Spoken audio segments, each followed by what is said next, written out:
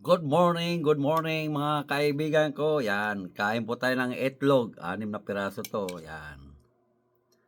6 na piraso. Yan. Ito, maganda yung luto sa itlog. Oh. Yan.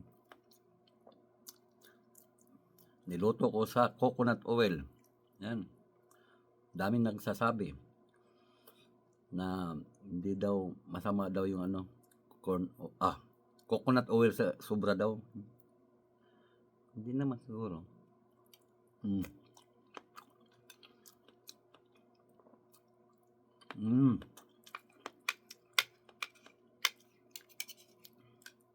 Ito, magandang luto. Parang inin.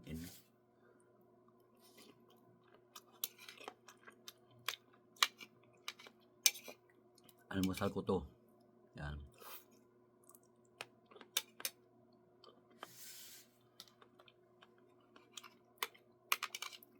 Anim na itlog.